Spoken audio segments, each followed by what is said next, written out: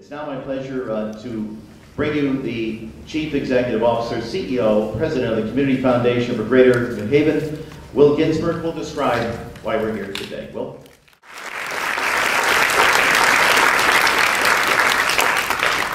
Thank you, Ray. And how many of you thought you were coming here for our bar mitzvah class today and everything wrong with it? Okay. So good afternoon to all, and thank you all very much for joining us today.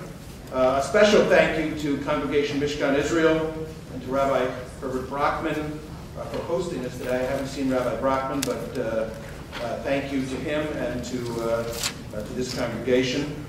A special thank you to our live blogger table, Paul Bass from the New Haven Independent, and fellow bloggers from the Independent and from the New Haven Register and from the Education Center for the Arts and from WNPR. And if you'll permit me, a special thank you to the board members of the Community Foundation who are here. I saw Chip Long, David Newton, Jamie Cohen. Am I missing anybody? Well, thank you to them and to the whole board.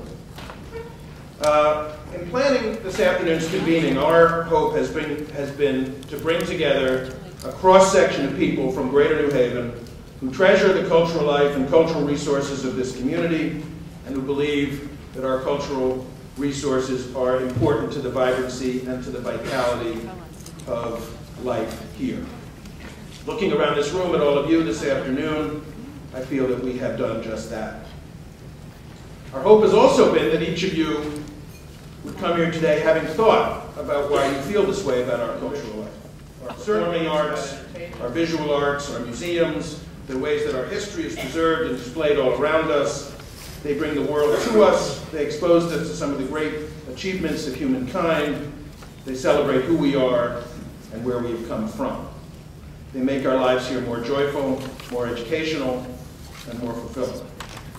But for all that the arts do for each of us as individuals, I submit that we treasure our cultural resources here for deeper and broader reasons. The arts are an integral part of what defines us as a community and what brings us together as a community. Why do I say this? Well, surely creativity is one of the hallmarks of this community. As rooted as we are in traditions, ours is also a community that has always pushed the envelope to think about life in new ways. Indeed, that is itself one of our traditions. While our creativity takes many forms, architectural, entrepreneurial, scientific, it is the arts that brings us together to express and to celebrate that creativity. And it is the arts that bring us together to celebrate our diversity. And it's in these ways that the arts truly express who we are as a community. The idea behind this convening is pretty straightforward. That by learning from one another, by sharing ideas, by working together, we can both strengthen our local arts institutions and in turn use the arts to build a stronger community. We believe in this idea of working together, and the Foundation is going to be doing other convenings on other topics as well in the coming months. I was asked the other day by one of our panelists whether what we're really doing this afternoon is preaching to the converted. And of course, in one sense, yes it is, because all of you do care deeply, as Ray's show of hands demonstrated, about these issues, or you wouldn't be here. But the point really is that we're not here to preach at all about the importance of the arts. We're all already there. We're here to bring our collective wisdom to bear to support the arts in a forward-looking way. Let me thank, too, the many arts leaders and donors who contributed ideas and helped in our planning. We held several focus groups. And I want to really thank the Foundation staff who put this event together for us. This is a first for us. Many staff were involved. I'll mention a number by name: Trish Caldwell, Christina Ciociola, Lee Higgins, Sharon Campetta, Dottie Weston Murphy, Angela Powers, Penny Canny, and above all, the leader of our merry band, Jackie Downing. Where's Jackie? Where's Jackie?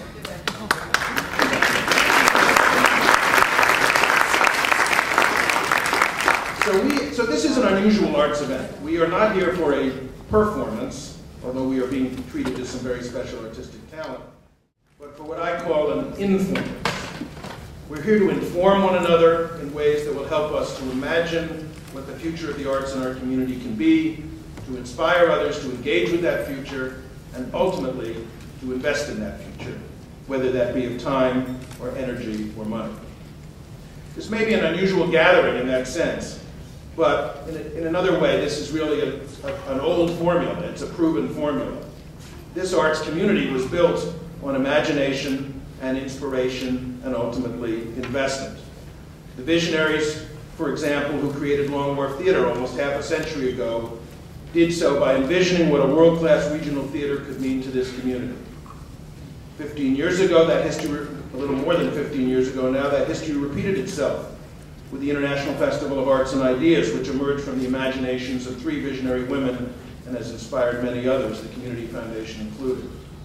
Or think about the Greater New Haven Arts Stabilization Project, which inspired $5 million in public and private funding to help 8 local arts organizations build stronger systems and build financial reserves over the last decade. The Community Foundation is proud of our role in these 3 signature arts endeavors over so many years. But these are really the tip of a much larger iceberg for us. For over 80 years, the Foundation has supported arts institutions, large and small, old and new, in this community. We have supported arts for its own sake. We've supported the arts as an educational strategy. We've supported the arts as an economic development strategy. Reflecting our community's values, which is what the Foundation does, the arts have been an essential part of what we are. And this record of grant support is, of course, the flip side of our work with our donors. Over these 3 generations, the generous and committed donors who have built the Foundation have sent us a clear, consistent, and unequivocal message of support for the arts. This is as true today as it has ever been.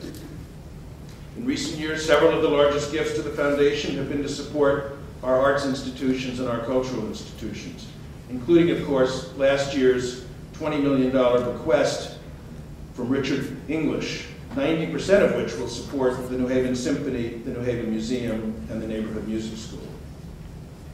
Today, as always, the arts confront a changing and challenging new landscape. Shifting market forces, changing audience patterns, changing public policies. At the same time, here in our community, we have the institutional strength and the individual commitment to find the opportunities in these challenges. And our panelists, and I thank Cindy Clare and Mike Kachuba and Josh Bornstein, will help us do that this afternoon. And then, when we break out into our smaller breakout sessions, you all will help us do that too. So again, thank you all for being here. We very much look forward to hearing your thoughts and your ideas and to working with you, not only this afternoon, but in the future as well, to continue to strengthen our community through the arts. Thanks very much.